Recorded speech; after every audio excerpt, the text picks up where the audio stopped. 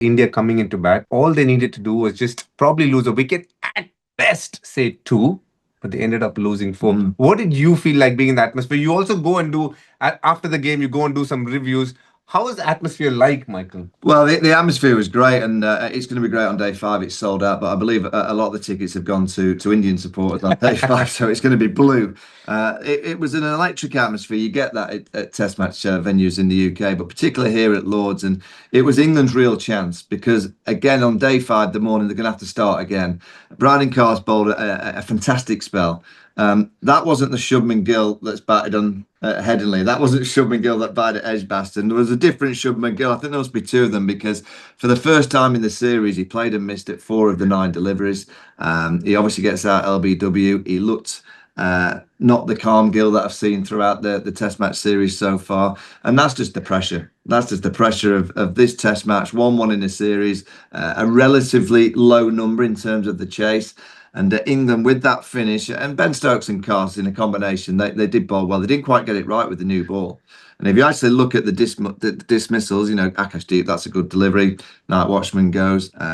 Karen Nair leaves a straight ball. That's a brain fade, you think? It must be. It must be. It must be. He was batting quite nicely, wasn't it? I mean, he was leaving the ball, just putting away full ones. He looks solid. And actually, he's looked solid every time he's batted, till he's got knocked. Yeah, and particularly when you're facing bowling from the pavilion end with a slope, as a right-hander, you play more often than not because of that slope, and you're thinking, oh, it might just come down the slope. So you do cover for that, probably 4th, 5th stump because you're worried about the ball coming back. So to think that he's left that delivery, which just cracked open the game, and then Shubman comes out, he bowls well to him, Brydon Carse, a couple of reviews, and then the wicket. And then Akash Day, he's the first ever player that's been hitting the inside thigh and the right that needed tape. I've never seen a batter need tape, DK. Just like Zach Crawley and Ben Duck, it took a long time because they have short steps in walking from the dressing room through the long room. A long time to get out as well. That I feel he wasn't ready. He was just probably chilling, thinking, okay, ice bath time, and then wickets fall, and then Rishabh Pant's like, no, I think it's better you go. And then he just gotten ready there and said, let me go. And he was not ready because as he was walking in, he was wearing his arm guard, and then he came in, he had his gloves in his hand. He was just messy, sloppy to say the least.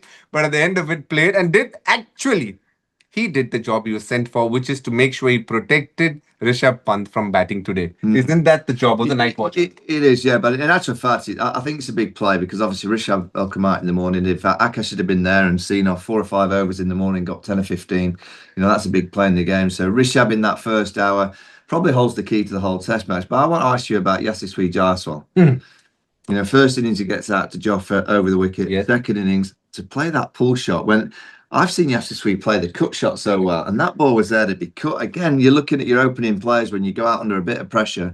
Your job as an opening batter is not just to obviously face the bowling, but to create a calmness. And that for me created a little bit of panic in the Indian dressing room.